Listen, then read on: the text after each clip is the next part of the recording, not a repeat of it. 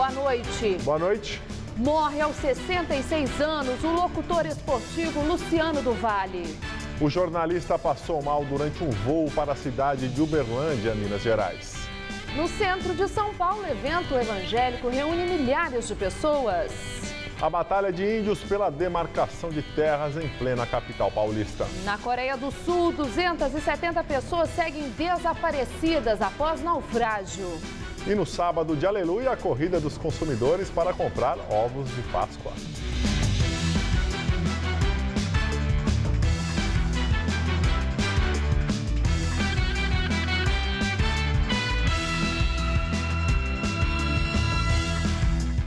Morre aos 66 anos o jornalista esportivo Luciano do Vale. Ele passou mal durante uma viagem de avião. A causa da morte ainda não foi anunciada. E fascinante. Luciano do Vale estava a caminho de Uberlândia, em Minas Gerais, onde narraria amanhã a estreia do Corinthians contra o Atlético Mineiro no Campeonato Brasileiro.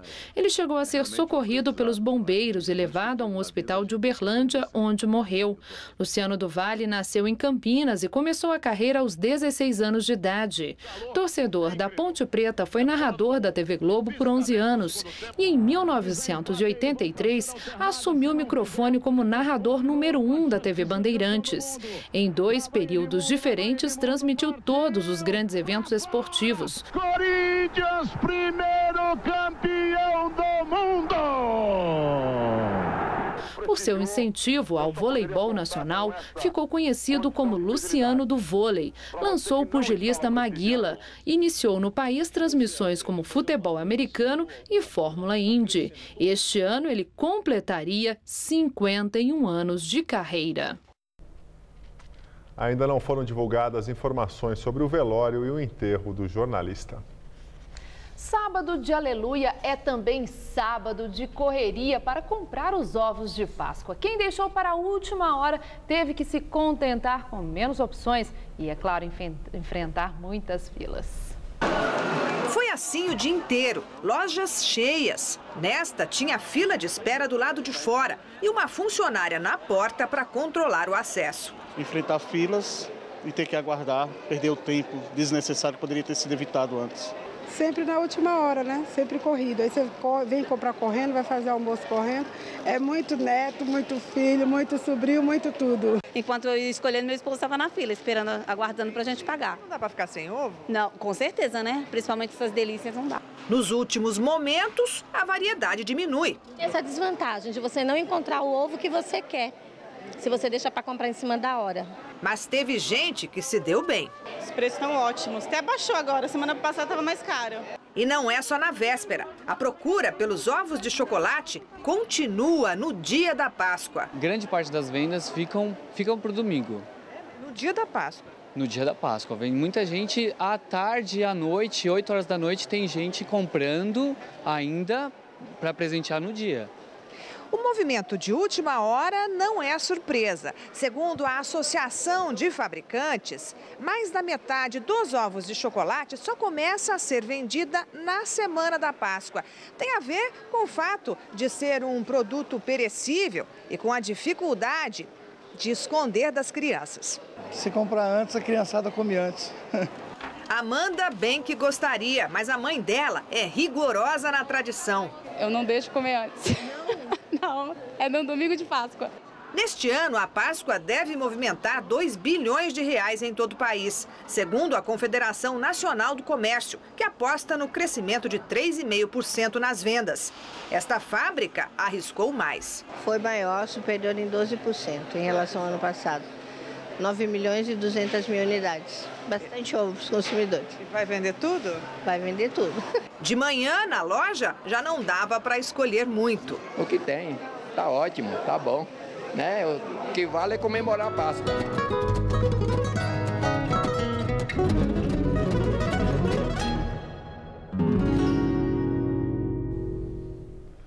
Curtir a cidade e descansar. Veja como os paulistanos aproveitaram a cidade neste feriadão.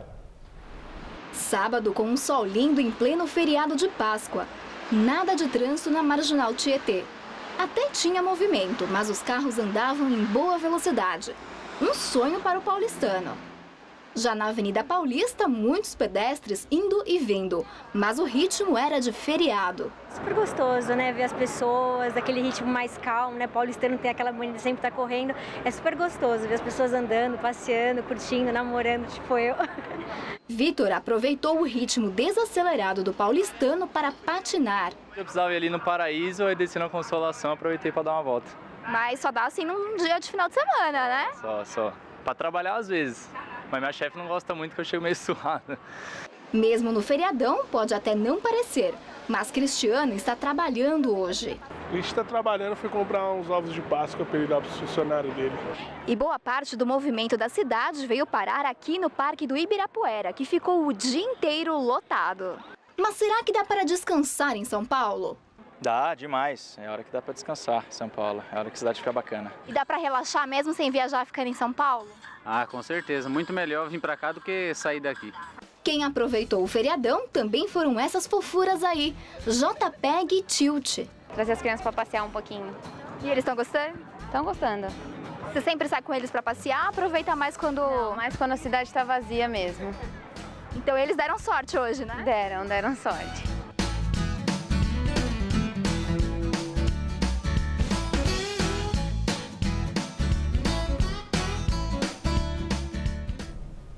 Em Jerusalém, milhares de cristãos ortodoxos participaram da tradicional cerimônia do fogo sagrado. Os fiéis compareceram à Basílica do Santo Sepulcro para participar da cerimônia, que teve o policiamento reforçado. Conforme a tradição, o patriarca da Igreja Ortodoxa entrou na tumba onde Jesus Cristo teria sido sepultado para receber o fogo sagrado. Depois, o patriarca Teófilo III acendeu as velas dos fiéis que se reuniram no templo. A chama, considerada um milagre que ocorre todos os anos no sábado que antecede a Páscoa, foi levada em procissão para Belém, local do nascimento de Cristo, e depois será transportada para outros países ortodoxos, a bordo de um avião. No centro de São Paulo, o evento evangélico reúne cerca de 20 mil pessoas, segundo a Polícia Militar. O evento foi promovido pela Igreja Internacional da Graça de Deus do missionário R.R. Soares. Houve shows de artistas evangélicos e orações. De acordo com a PM, o encontro começou por volta das 6h30 da manhã e se estendeu até o meio-dia. Com isso, o trânsito na região ficou complicado. Segundo a CET, o centro da cidade chegou a ter 12 quilômetros de vias congestionadas, o maior índice entre as 5 regiões da capital paulista. No Dia do Índio, a comemoração na aldeia Tenondé Porã, em São Paulo, não foi completa. Isso porque as terras em que a tribo vive na região de Palheireiros ainda não foram demarcadas como território indígena e os índios temem perdê-las. No extremo sul de São Paulo, região de Parelheiros, Casas de Taipa e de Pau-a-Pique formam uma parte da aldeia indígena Tenondé Porã, da tribo Guarani. No Dia do Índio, o local, chamado de Crucutu, ficou praticamente vazio, porque os nativos foram convidados a apresentar sua arte em outros lugares. Mas o objetivo da nossa reportagem está do outro lado da represa Billings. Seguimos de carro por uma estrada de terra, até chegar em São Bernardo do Campo, no ABC Paulista. Depois, por meio de uma trilha no meio da mata fechada, um grupo de jovens índios nos guia até a outra parte da aldeia Guarani, Tenondé Porã. E somos recebidos com um ritual indígena.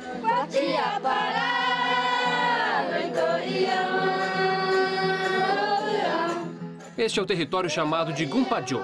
Cerca de 12 famílias que moravam no território Crucutu de Parelheiros vieram para cá. Quase todos por aqui têm cabelos pintados. Sabe de quem foi a influência? No começo eu vi o Neymar. Ah, é? O Neymar? É. Aí eu conheci essa tinta e eu pintei também. A quantidade de jovens é grande e a rotina por aqui é simples. De manhã a gente se reúne aqui, as crianças, todo mundo. Como aqui é um centrinho da aldeia, a gente vem aqui, faz a nossa atividade, assim, comida tradicional e o nosso café da manhã. Aí depois disso a gente faz artesanato.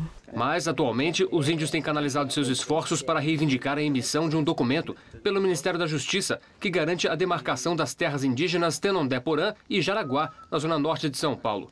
Os espaços já foram reconhecidos pela Fundação Nacional do Índio, a FUNAI, mas aguardam a documentação que oficializa a posse. Estamos aí na luta para que o governo federal, através do ministro da Justiça, assine a nova portaria declarando como terra indígena de ocupação tradicional.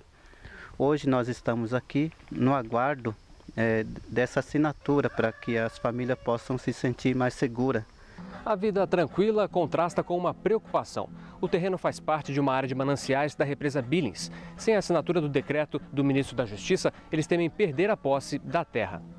Nós precisamos dessa terra para cultivar nossas plantas, as nossas roças, continuar nossas atividades de artesanato e também a questão ambiental da preservação desse território que para nós é importante, porque há uma ocupação desordenada dos poceiros, né? Mesmo com a demarcação desses territórios, o espaço ainda será insuficiente. Com o passar dos anos, as famílias indígenas aumentaram, ganharam descendentes e continuam crescendo. Hoje, cerca de 2.000 guaranis vivem em 3 pequenos territórios que não chegam a 54 hectares somados, na Grande São Paulo. E a luta pela terra deve continuar.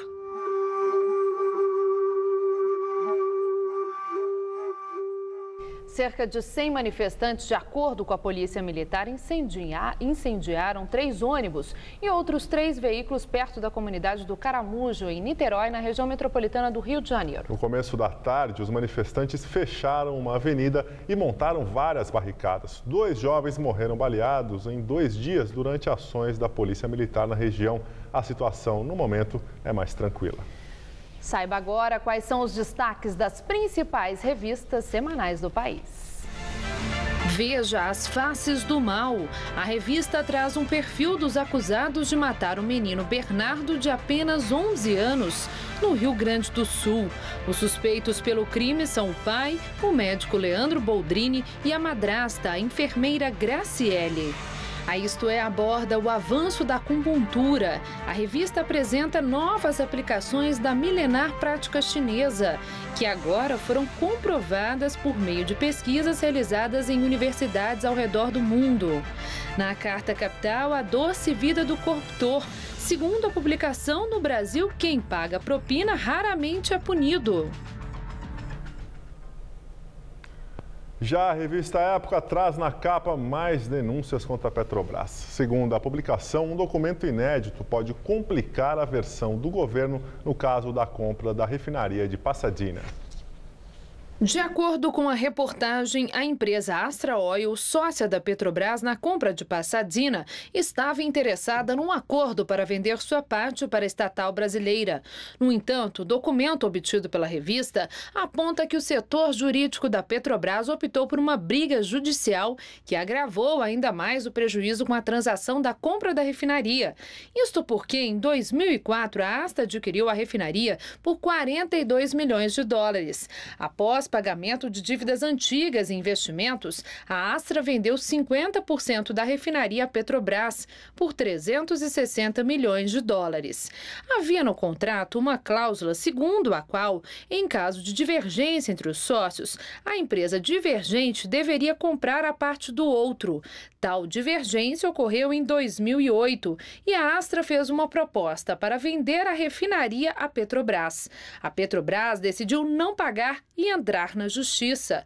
Perdeu e foi obrigada a pagar uma indenização de 639 milhões de dólares. A Petrobras recorreu e, no final, ao perder na justiça novamente, Pasadena acabou custando 1,2 milhão de dólares para a Petrobras. Veja agora as manchetes de amanhã dos principais jornais de São Paulo. No estado de São Paulo, José Sérgio Gabrielli, ex-presidente da Petrobras, diz: Dilma não pode fugir à responsabilidade. Em entrevista, ele assume que foi responsável pelo polêmico negócio da refinaria de Pasadena, mas divide o ônus com a presidente. Já a Folha de São Paulo traz a manchete: dívida com a União cresce mais em cidades da Copa. Um levantamento do jornal, feito com dados do Banco Central, aponta que os débitos de 11 cidades que receberão os Jogos do Mundial com o Tesouro ou bancos públicos cresceram 51% nos últimos 2 anos. Esporte, a Portuguesa organizou hoje uma entrevista coletiva para explicar a decisão e a briga contra a CBF nos tribunais. Ontem à noite, o time saiu de campo durante o jogo contra o Joinville e Santa Catarina pela primeira rodada da Série B do Brasileirão. Ao lado de Lídio Lico, presidente do clube, o advogado da equipe paulista, José Luiz Ferreira de Almeida, afirmou que a equipe entrou em campo por respeito a todos os envolvidos com a partida, mas resolveu abandonar o jogo para cumprir uma ordem judicial. Segundo o advogado, a Portuguesa poderia ter sido alvo de uma queixa-crime do torcedor autor da ação na Justiça Comum, que devolveu a equipe paulista para a Série A. A Portuguesa simplesmente atendeu a uma ordem judicial e, principalmente, a um pedido do seu torcedor, e se entendeu ferido e com todo direito. E ele colocou a ideia de entrar com uma queixa-crime contra a Portuguesa, contra a CBF. Porque está muito claro que quem desrespeitou essa ordem foi a CBF. A culpa não é da Portuguesa.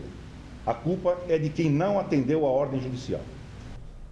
O advogado da CBF no caso e também presidente do São Paulo, Carlos Miguel Aidar, disse que a equipe paulista pode até ser rebaixada para a terceira divisão se não jogar a Série B. Ele disse ainda que a liminar do torcedor do clube deve ser cassada na terça-feira. E o Fluminense, que no ano passado foi rebaixado em campo e conseguiu se manter na elite graças ao STJD, é uma das equipes que abre neste momento a primeira rodada do Campeonato Brasileiro da Série A. No Maracanã, o tricolor carioca enfrenta o Figueirense. A partida está em 2-0 para o Fluminense. Em Porto Alegre, o Inter recebe o Vitória. O jogo está em 1-0 para o Inter. Ainda hoje, às 9 horas, o Chapecoense enfrenta o Coritiba. Amanhã, mais 7 jogos completam a primeira rodada do Brasileirão. Fórmula 1, o britânico Lewis Hamilton faz a pole no Grande Prêmio da China. Felipe Massa sai na 6ª posição. A definição do grid de largada no circuito de Xangai aconteceu debaixo de forte chuva. Lewis Hamilton usou toda a habilidade em pista molhada para conduzir a Mercedes a mais uma pole, a 34ª de sua carreira. Atrás dele, os 2 carros da Red Bull. O australiano Daniel Ricciardo sai em segundo, à frente do tetracampeão Sebastian Vettel. O alemão Nico Rosberg rodou com a Mercedes na reta a poucos metros da bandeirada, mas ainda conseguiu o 4º tempo. O espanhol Fernando Alonso larga com a Ferrari na 5ª posição e Felipe Massa conseguiu sua melhor posição de largada na temporada. Ele marcou o 6º tempo com cronômetro já zerado. É a terceira vez em 4 etapas que Massa larga na frente de seu companheiro de Williams, Valtteri Bottas, que sai em 7º. 2 dias após o final da greve da PM na Bahia, policiais retomam o trabalho lentamente e alguns ainda resistem a deixar os quartéis. Eles estariam ensaiando uma operação tartaruga. Os grevistas passaram a madrugada toda dentro dos quartéis em protesto contra a prisão do líder do movimento, vereador do PSDB, Marco Prisco. Ele foi preso ontem pela Polícia Federal sob a alegação de que representava risco à ordem pública. Segundo policiais militares, os trabalhos só estão sendo retomados porque a categoria sofreu ameaças de demissão. A greve da Polícia Militar no estado começou na terça-feira e foi encerrada na quinta. Nesses 2 dias, houve uma explosão de violência no estado. Após o tempo seco e o calor dos últimos dias, a chuva volta neste domingo de Páscoa, graças à aproximação de uma frente fria vinda do sul do país. E segundo os meteorologistas, essa chuva deve continuar no feriado de Tiradentes. Vamos ver mais detalhes da previsão do tempo para São Paulo e para todo o Brasil com Luciana Magalhães.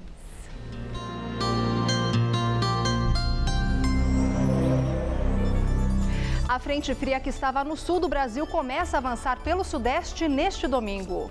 Essa frente ainda faz chover em toda a região sul e agora começa a espalhar nuvens carregadas desde Santa Catarina até o Rio de Janeiro. Nessas áreas são esperadas pancadas de chuva e há risco de temporais. Pode chover forte também nas regiões centro-oeste e norte do país, como também na faixa norte do nordeste, por causa do tempo abafado. Tempo firme e seco apenas no sertão e no norte de Minas Gerais. Amanhã, a máxima não passa dos 21 graus em Curitiba. Em Salvador, máxima de 31.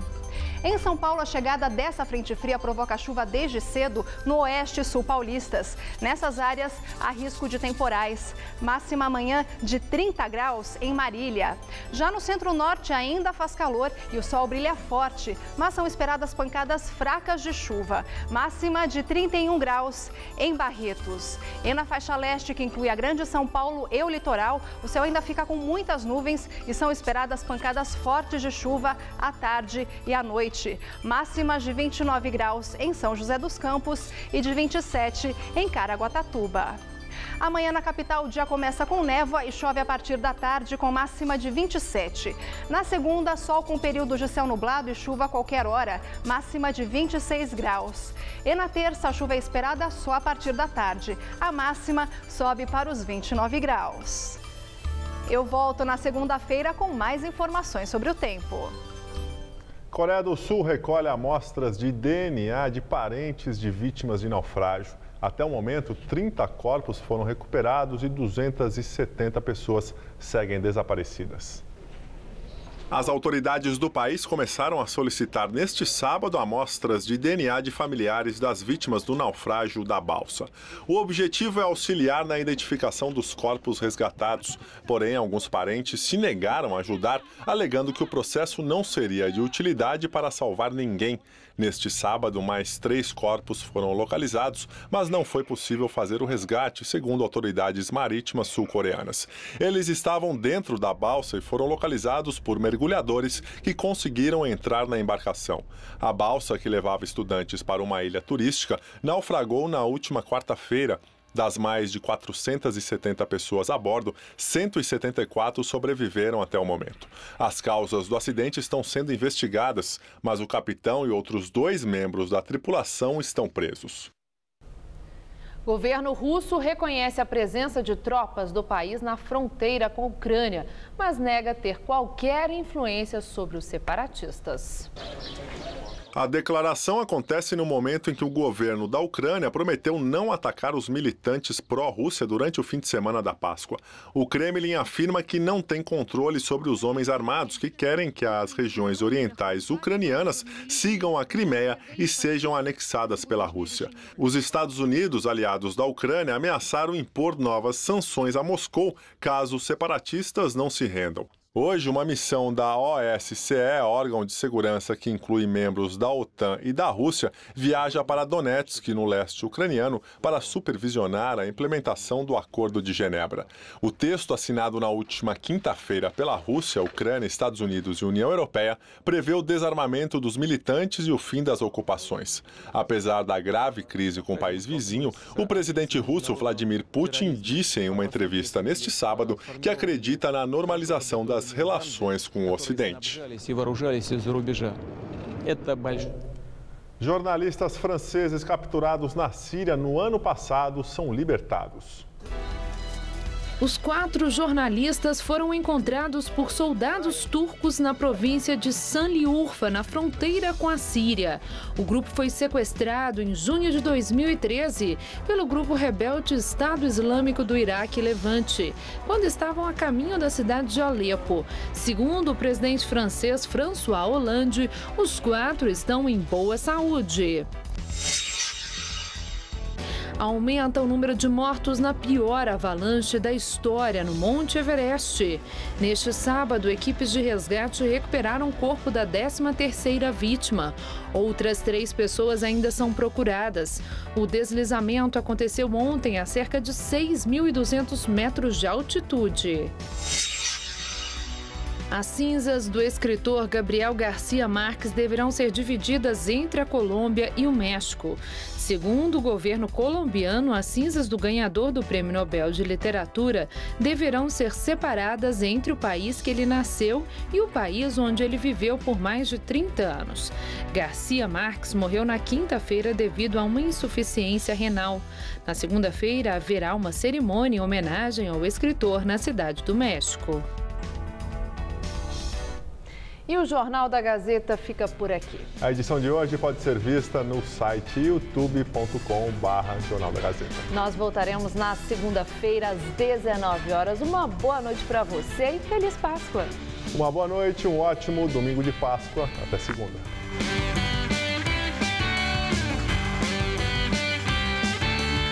Nesta segunda, 11h30 da noite, Maria Lídia entrevista o pré-candidato à presidência Eduardo Jorge em Hora do Voto. Assista agora, Gazeta Imóveis.